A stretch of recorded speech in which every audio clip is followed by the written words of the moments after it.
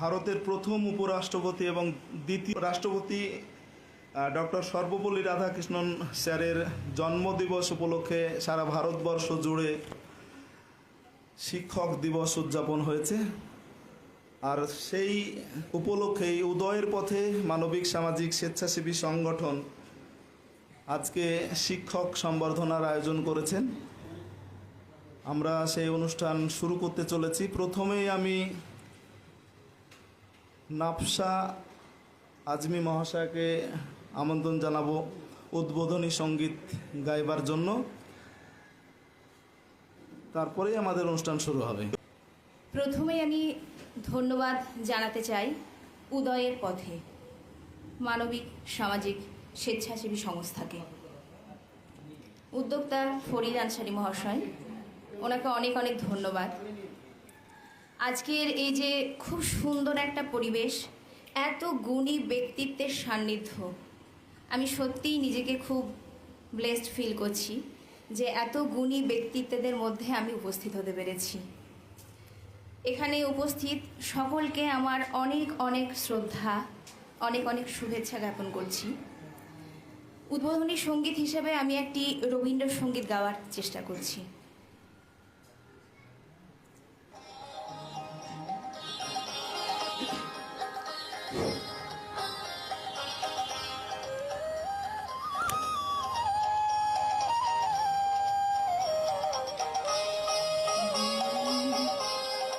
তোমার খোলা হাওয়া লাগিয়ে পালে, তোমার খোলা হাওয়া টুকরো করে কাছে আমি ডুবতে রাজি আছি, আমি ডুবতে রাজি আছি। তোমার খোলা হাওয়া লাগিয়ে পালে, তোমার খোলা হাওয়া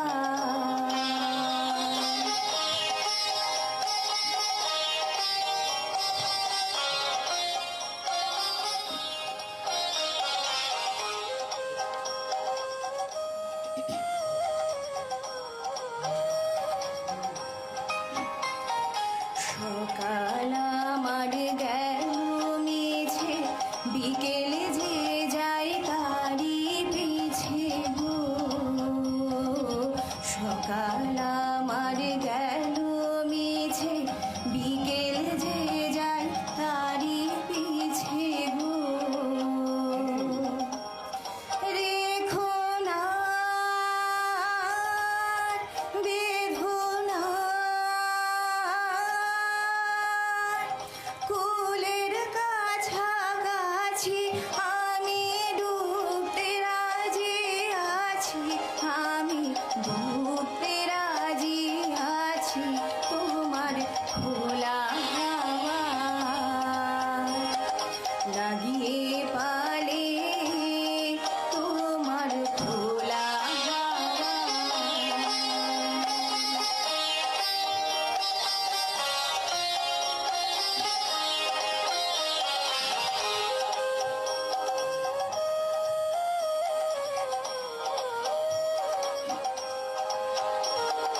মাঝি লাগিয়াছি জাগি সকল রাত্রিবেলা, ঢেউগুলো যে আমায় নিয়ে করে কেবল খেলা। মাঝি লাগিয়াছি জাগি সকল রাত্রিবেলা, ঢেউগুলো যে আমায় নিয়ে করে কেবল খেলা। ঝড়কে আমি করব মেতে,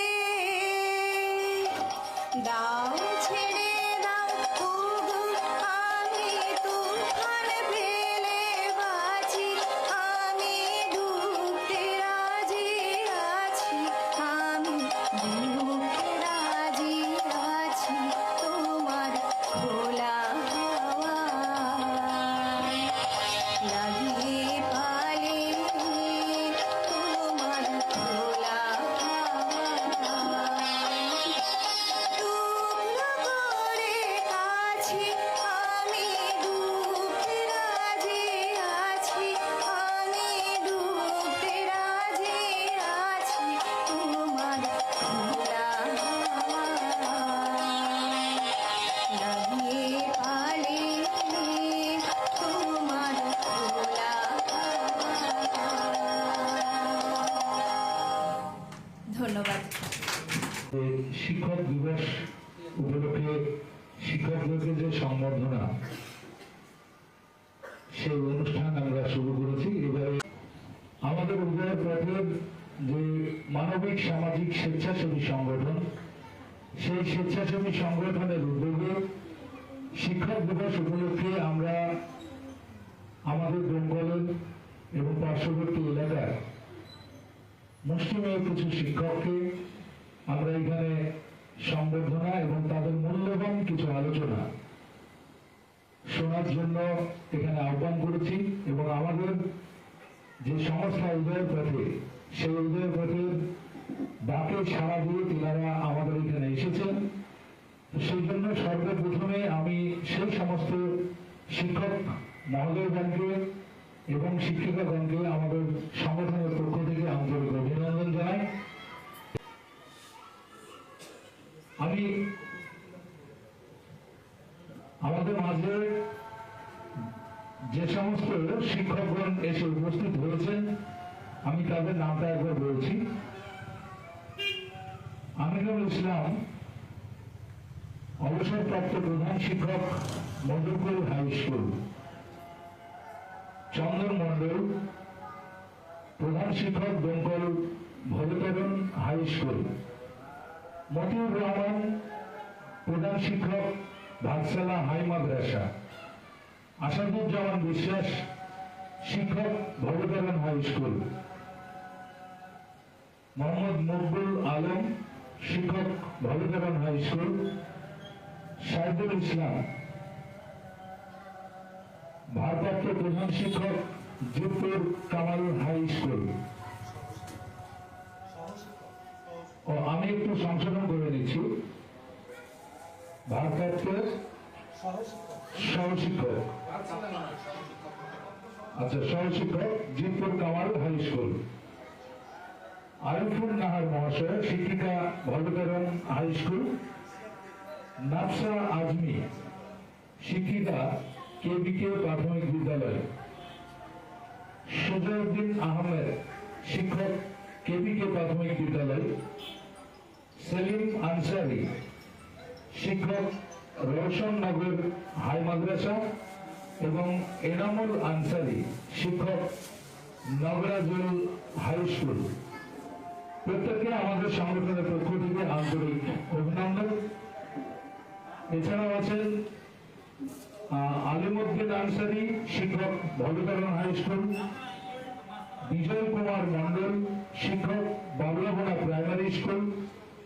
কালাম শেখ, শিক্ষক, লক্ষ্মীনারায়ণপুর হাই স্কুল, নটিয়াল।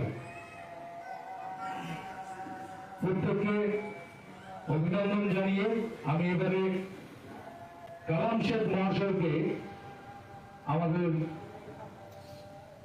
মঞ্চে আসার জন্য বলছি। কালাম শেখ মহাশয়, শিক্ষক, লক্ষ্মীনারায়ণপুর হাই স্কুল। ওনাকে বরণ করে নিচ্ছেন আমাদের শ্রীমন্ত কর্মকার, আমাদের উদয়পুরের কালচারাল সেক্রেটারি শ্রীমন্ত কর্মকার। উনি বরণ করে নিচ্ছেন কালাম শেখ মহাশয়কে।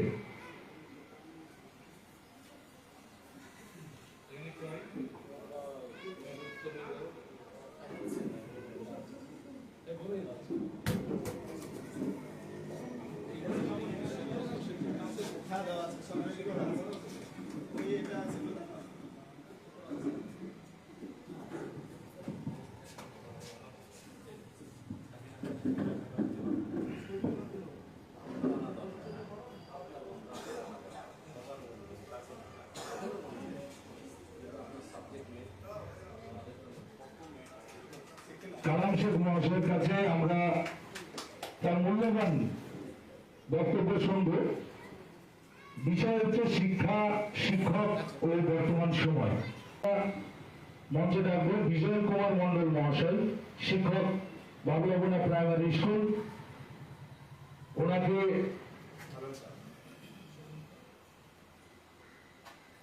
ওনাকে বরণ করে নিচ্ছে আমাদের উদয় পথের সংগঠনের সক্রিয় সদস্য সৌমেন পাল। এবং উনি আমাদের যে হেলথ ক্যাম্প চলে, যে মেডিকেল কমিটি আছে, সেই কমিটির সভাপতিও সৌমেন পাল। উত্তরীয় ব্যাচ মোমেন্টো এবং শংসাপত্র দিয়ে বরণ করে নিচ্ছেন।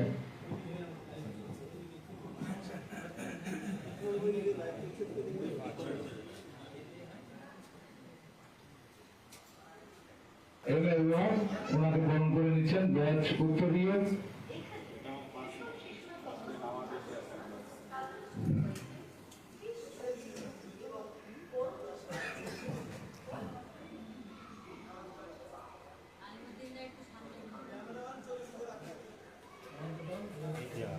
নিজের কথা আমাদের শোনাবেন।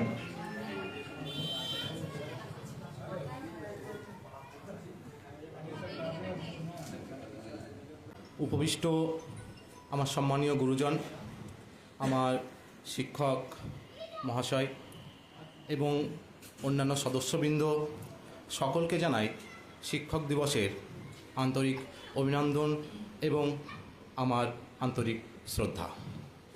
তার সাথে সাথে জানাই উদয়ের পথে সংগঠনকে অসংখ্য ধন্যবাদ, বিশেষ করে ফরিদ আনসারি মহাশয়কে, কারণ এখানে যে সমস্ত গুরুজনেরা বসে রয়েছেন সেই সারিতে আমি কখনোই আসি না। এটা নেহাতেই তার মহানুভবতা যে আমাকে এই সারিতে বসার সুযোগ করে দিয়েছেন। ধন্যবাদ ওনাকে। আজকের বিষয় যেটা শুনলাম সেটা হচ্ছে বর্তমান শিক্ষক শিক্ষা। তো এই বিষয়ে আমার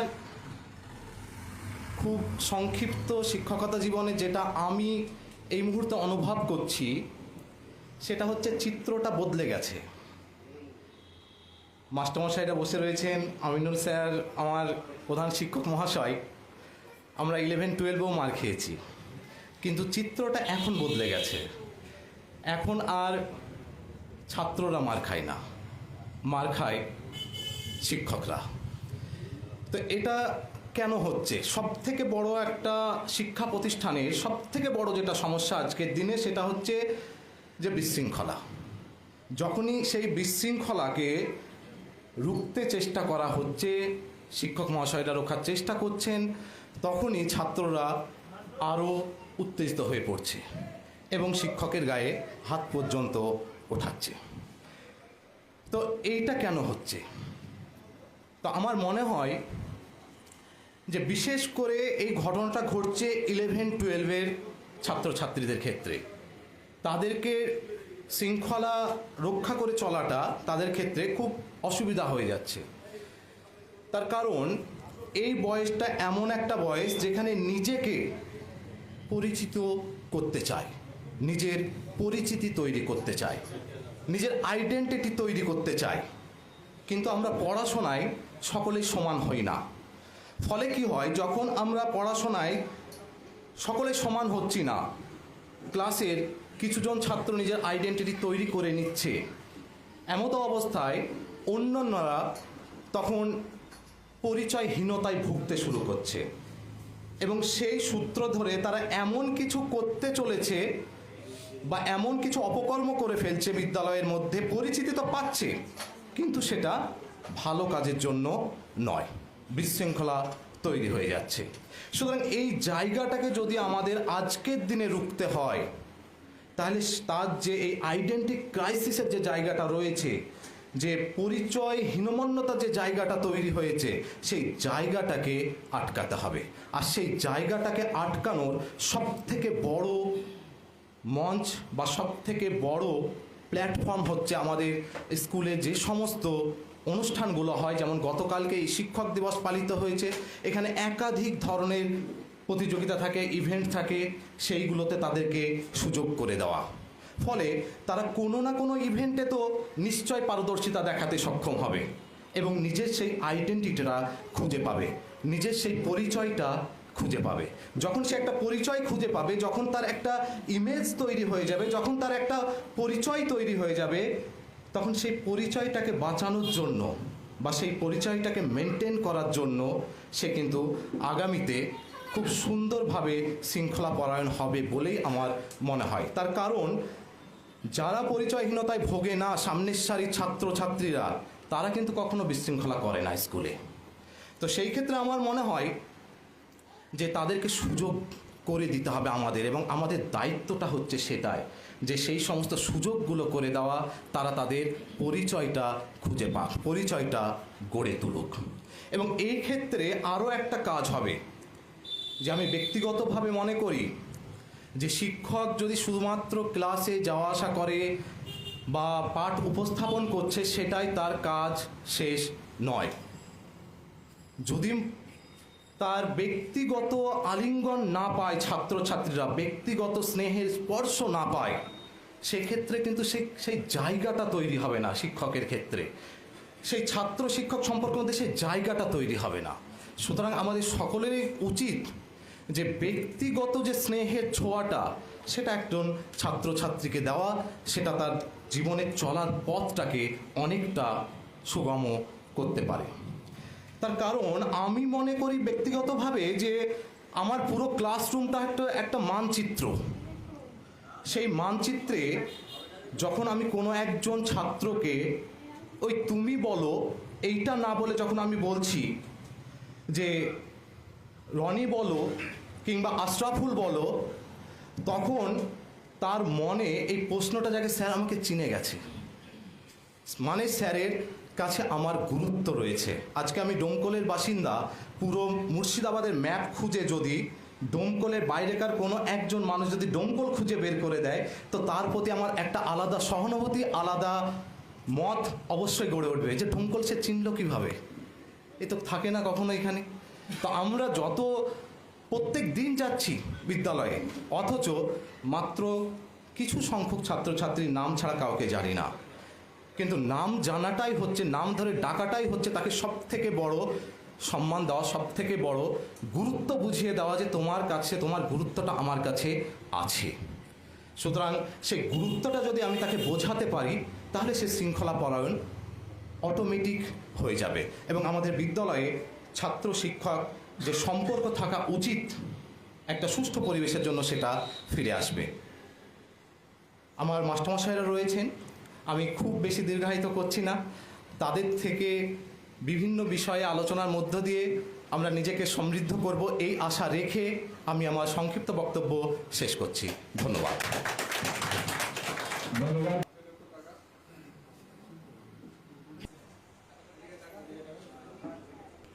এতগুলো গুণী মানুষের মধ্যে উপস্থিত হতে পেরে আমি ভীষণই গর্বিত। তবে আজকের এই সুন্দর বিকেলবেলায় আমি সবার আগে শ্রদ্ধা জানাতে চাই আমার সেই সকল শিক্ষকদের বা সেই সময়ের শিক্ষকদের যাদের কারণে আমরা আজ এখানে আসতে পেরেছি। তারপরে আমি শ্রদ্ধা জানাতে চাই এখানে উপস্থিত সকল শিক্ষক শিক্ষিকা এবং গুণীজনদেরকে, যাদের হাত ধরে আগামী দিনে আরও অনেক গুণী মানুষ, শিক্ষক এবং সুনাগরিক তৈরি হবে। আজকের বিষয় শিক্ষা, শিক্ষক ও বর্তমান সময়, এই বিষয়ে আমি কিছু বলতে চাই। এবং আমি প্রথমে বলতে চাই আমার শিক্ষকদের কথা বা আমাদের শিক্ষকদের কথা। একটা সময় ছিল দুপুরে হোক বা বিকেলে আমাদের মতো বাচ্চা বা সেই রকম বয়সের ছেলেরা যখন খেলা করত, হঠাৎ ছুটে পালাতো। কেন? তো ওই অমুক মাস্টার ছুটে এসেছে, ও মারবে। আমাদের এলাকায় নূর মোহাম্মদ মাস্টার বলে একজন মাস্টার ছিলেন। তিনি স্কুল বা স্কুলের বাইরে সবসময় যেন অন ডিউটি থাকতেন, অন ডিউটি 24 আওয়ার্স। স্কুলে শিক্ষাদানের পাশাপাশি সামাজিক বিভিন্ন ক্ষেত্রে তার ছাপ রেখে গিয়েছেন। একই সঙ্গে আমার বাবাকেও দেখতাম বিকেলবেলায় ইজি চেয়ারে যখন বসে থাকতেন রাস্তার ধারে, রাস্তা দিয়ে যাওয়া অনেক ছেলেকে দাঁড় করাতেন, তাদেরকে ডেকে আদর করে বলতেন, কিরে তুই তো সব ঠিক আছিস, তোর এই চুলটা ঠিক করবি, কাটবি, কালকে আমার সঙ্গে দেখা করবি। এইভাবে অনেক শিক্ষকই শিক্ষাদানের, স্কুলের প্রথাগত শিক্ষাদানের বাইরেও সমাজকে নিয়ন্ত্রণ করেছেন। এবং অনেক গার্জেন তারা অনেক সমস্যায় পড়লেও তারা এইসব শিক্ষকের কাছে এসে তার সুরাহা পেয়েছেন, অনেক পরামর্শ পেয়েছেন। তারপর অনেকটা দিন কেটে গিয়েছে, অনেক সময় কেটে গিয়েছে, অনেক কিছু পাল্টে গিয়েছে। এখন আমরা যারা শিক্ষক, আমরা কি দেখছি, কি করছি? আমি এর আগে যে স্কুলে ছিলাম সেখানকার কিছু অভিজ্ঞতা বলি। 8, 9, 10, 11, 12-এর ছাত্রছাত্রীরা অনেক সময় অনেক বিষয় নিয়ে এইচএমের সময় কথা বলতে আসতেন। তারা কখনো টেবিলে হাত দিয়ে কথা বলতেন, কখনো কোমরে হাত দিয়ে কথা বলতেন, তাদেরকে বকা দেওয়া হতো। অ্যাকচুয়ালি তারা কিন্তু অসম্মান করতে, এইচএমকে অসম্মান করতে তখন আসেননি, কোনো একটা টপিকের উপরে কথা বলতে এসেছিলেন, কিন্তু অসম্মান করাটা হয়ে গেছে। কেন? তারা জানে না, তারা ম্যানার জানে না, শেখেনি, শেখানো হয়নি। 7-এর একটা বাচ্চা ছেলে, এইচএম তখন স্টাফ রুমে বসে আছেন চেয়ারে, স্যারের পেছন থেকে এসে স্যারের গায়ে হাত দিয়ে কিছু একটা জানতে চেয়েছেন। সঙ্গে সঙ্গে এইচএম তথা বাকি স্টাফরা সকলে তাকে প্রচণ্ড বকাবকি করলো এবং মারা হলো। পরবর্তী সময় ওই বাচ্চাটাকে আমি ডেকে জিজ্ঞাসা করেছিলাম, তুই এরকম করলে কেন? তো স্যার, আমি জানি না এরকম গায়ে হাত দিয়ে কথা বললে সেটা অসম্মান করা হয়, আমি জানি না। তাহলে আজ তো জানলি, এরপরের থেকে আর করবি না? স্যার, অবশ্যই করব না। আমি বিশ্বাস করি সেই ছেলেটা আর কোনোদিনই কোনো স্যারের গায়ে হাত দিয়ে কথা বলবে না। এইভাবে আমরা স্কুলের বিভিন্ন সময় বিভিন্ন ক্ষেত্রে অসম্মানজনক ঘটনা ঘটতে দেখি। কিছুটা তারা জেনে করে, অনেক ক্ষেত্রে তারা না জেনে করে। এইগুলো আমাদের ধ্যান দিতে হবে, কারণ তাদেরকে শেখাবে কে? প্রধান যে দায়িত্ব অনেকটাই আমাদের উপরে, শিক্ষকদের উপরে। আরও একটা শিক্ষক আছে, সেটা হলো আমাদের সিলেবাস, বিশেষ করে সাহিত্যের ক্ষেত্রে। আমাদের বাংলা, ইংরেজিতে এমন কিছু গল্প আছে যেখান থেকে অনেক কিছু শেখা যায়। যেমনই লীলাস ফ্রেন্ড বলে একটা গল্প আমি পড়াতাম। সেখানে 6 year old এ গার্ল, একটা মেয়ে, তার একটা মালা হারিয়ে যাওয়ার পরে তারই বাড়ির যে চাকর, সার্ভেন্ট সিদ্ধা, তাকে পুলিশের হাতে তুলে দেওয়া হয়। প্রতিবাদ করে ওই বাচ্চা মেয়েটি, কারণ সে জানে সে তার মালা সে সিদ্ধা নেয়নি, কিন্তু তাকে পুলিশের হাতে তুলে দেওয়া হয়। এবং ওই বাচ্চাটাকে বকার পরে কয়েকদিন পরে দেখা যায় মালাটা বাড়িতেই আছে এবং মালাটা পাওয়া যায়। এখানে কেন এখানে কি হলো? ওই সার্ভেন্ট বলে লোয়ার ক্লাসে বিলং করে বলে সব টার্গেট করা হলো, তাকে থানায় দেওয়া হলো। কিন্তু একটা বাচ্চার প্রতিবাদ এবং তার যে বিশ্বাস, তার মর্যাদা দেওয়া হয়নি। সমাজে এরকম অনেক ঘটনা ঘটে, এখনও অনেক ঘটনা ঘটে, খুব সব টার্গেট হয়ে যায় কমন পিপুলরা। ওই লেসনটা আমরা যখন শিক্ষকরা পড়াই, আমাদের প্রধান ফোকাস থাকে কিসে? ওই লীলাস ফ্রেন্ড থেকে কোন প্রশ্নটা ইম্পর্টেন্ট, কোনটা পরীক্ষায় আসতে পারে, বারবার পড়ো। বাট কখনো আমরা ওই লীলাস ফ্রেন্ডের মেসেজটা কি সেটা আমরা মরমে কখনো আমরা নিই না। একই রকমভাবে এরকম আরও অনেক গল্প আছে, যেগুলো যারা পড়ান স্কুলে তারা জানেন যে আমাদের এই লেসনগুলো শুধুমাত্র ভালো রেজাল্টের জন্য নয়, ওখান থেকে আমাদের জীবনের শিক্ষা লুকিয়ে আছে প্রতিটা লেসনে। তাই আমরা বলবো যে শুধু রেজাল্টটা হয়তো আমাদের মার্কশিটে জলজল করবে, অনেক বেশি রেজাল্ট পাবো, তার পিছনে আমরা ছুটবো বা ছুটতে সাহায্য করব, কিন্তু সেই সব পঠন পাঠনের মধ্যে দিয়ে যে শিক্ষাগুলো লুকিয়ে আছে সেগুলো আমাদেরকে দিতে হবে। আজ একটা বাচ্চা ছেলে বা বড় ছেলেরাও জানেই না যে আমাদের এক শিক্ষককে দেখলে সাইকেল থেকে নেমে দাঁড়াতে হয়, এটা সম্মান জানানো হয়। ওরা জানে না, জিজ্ঞাসা করবেন আপনারা, জানেই না। নিজে কোনো কাজে ব্যস্ত আছি, সামনে একজন গুণীজন ব্যক্তি আসলে উঠে দাঁড়াতে হয় বা কাজটা বন্ধ করে মাথা নিচু করে কথা বলতে হয়, এগুলো তারা জানে না, তারা শেখেনি, স্কুলে শেখেনি, বাবা মার কাছে শেখেনি। তাহলে আমাদের এই সমাজ এখন কোন জায়গায় দাঁড়িয়ে আছে, সামাজিক অবক্ষয় কোন জায়গায় গিয়েছে, কেন গিয়েছে, আমাদেরকে ভাবতে হবে। এবং শিক্ষক হিসাবে আমাদের প্রধান দায়িত্ব হলো, আজ যদি আমরা একটা গ্রামের 10টা ছেলেকে যদি সুশিক্ষায়, প্রকৃত শিক্ষায় শিক্ষিত করতে পারি, সেই 10টার মধ্যে অন্তত 5টা ছেলে আগামী দিনের সুনাগরিক হবে, সামাজিক হবে, ওই সমাজের দায়িত্ব নেবে। একইভাবে যদি একটা গ্রামের 10টা গার্জিয়ানকে, আমরা জানি যে mother is the best teacher, সেই বেস্ট টিচার যদি আমরা তৈরি করতে পারি প্রতিটা ফ্যামিলিতে, তাহলে আমরা আশা করব সুসন্তান তৈরি হবে প্রতিটা ফ্যামিলিতে। তাই বাবা মা, শিক্ষক শিক্ষিকা সবাই মিলেমিশে যদি আমরা দায়িত্ব নিই, অবশ্যই সামাজিক অবক্ষয় অনেকটা কমানো যায়। এখন কথা হলো যে বাবা মারা এখন আর স্কুলের সঙ্গে যুক্ত নেই, তাদেরকে কিভাবে আমরা আলোচনার টেবিলে নিয়ে আসবো। সামাজিক অনেক প্রকল্প আছে, স্কুলে ফুটবল টুর্নামেন্ট হয়, বিভিন্ন অনুষ্ঠান হয়। সেই সব অনুষ্ঠানগুলোতে যত বেশি করে আমরা গার্জেনদেরকে অ্যালাউ করব, তত তাদের সান্নিধ্যে আসতে পারবো, তাদের সঙ্গে একটা সম্পর্ক তৈরি হবে এবং তাদেরকে আমাদের মেসেজগুলো দিতে পারবো। লাস্ট একটা আমি ইনসিডেন্ট বলে আমি শেষ করব। গতকালকে আমি আমার আগের স্কুলে গিয়েছিলাম, শিক্ষক দিবসের অনুষ্ঠান হচ্ছে। এর আগে পর্যন্ত আমি থাকাকালীন আমার এলাকার মানুষকে অ্যালাউ করতাম যে প্রোগ্রাম দেখতে আসবে, আসুক। কেন? কারণ একদম প্রত্যন্ত গ্রাম বাংলা, সেখানে সাধারণ স্তরের মানুষ, তারা একটা ছোটোখাটো অনুষ্ঠান হলে সবাই ঝাঁপিয়ে পড়ে, ছোট থেকে বড় সবাই, কারণ অনুষ্ঠান, কালচারাল অনুষ্ঠান সবাই ভালোবাসে।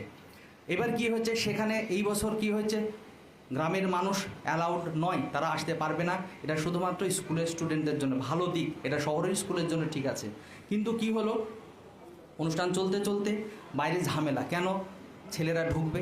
এবার আমি সব শিক্ষকদের একই কথা, যে না, বহিরাগত অ্যালাউ করা যাবে না। আমি কিছু বলিনি, যেহেতু আমি এখন বহিরাগত। আমি আগে যুক্তি দিতাম, দেখুন ওরা কি চাই, ওরা শুধু অনুষ্ঠানটা দেখতে চায়। ওদেরকে যদি আমরা সুন্দর করে একটু গাইড করতে পারি, আমরা 2-3 জন টিচার যদি ওই সাধারণ মানুষগুলোর পাশে দাঁড়িয়ে থেকে চালাতে পারি, কোনো হাঙ্গামা হবে না। এবং ওদেরকে যদি বলি যে ভাই বাবা, তোমাদের স্কুল, তোমাদের অনুষ্ঠান, তোমাদের এই বাচ্চারা লেখাপড়া করছে, তোমাদের এই বাচ্চারা এখন প্রোগ্রাম করছে, তোমরা অনুষ্ঠানটা ভালো করে চালাও, অবশ্যই কোনো ঝামেলা হতো না বা হয়নি বা আগামীতে হবে না। কিন্তু কি হচ্ছে, ভারত পাকিস্তানের মতো প্রত্যেকটা স্কুলের টিচার এবং অভিভাবকদের মধ্যে একটা ফাটল তৈরি হচ্ছে, একটা মিসআন্ডারস্ট্যান্ডিং তৈরি হচ্ছে, ঝামেলার সূত্রপাত ওখান থেকে হয়ে যাচ্ছে।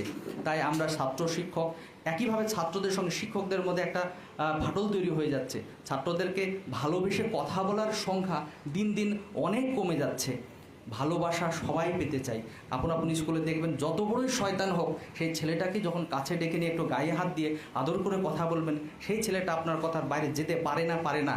যে কারণে আমার স্কুল, আগেকার স্কুলের কুন্দলিকা সরকার বলে এক ম্যাডাম আছেন, উনি আজ পর্যন্ত সবচেয়ে শয়তান তারও ফেভারিট ম্যাডাম, সবচেয়ে যে ভালো তারও ফেভারিট ম্যাডাম। সবাই যদি আমরা ছাত্রছাত্রীদেরকে ভালোবাসাটা দিতে পারি, গায়ে হাতে আদর করে নিতে পারি, আশা করি সমস্যা অনেক কম হয়ে যাবে বর্তমানে। তাই বলবো, আমরা সবাই এইভাবে এক, যেমন এখানে হয়েছি, গ্রামের সমস্ত মানুষের সঙ্গে শিক্ষক সমাজ এক হবে, তাহলে অনেক সমস্যার সমাধান হবে।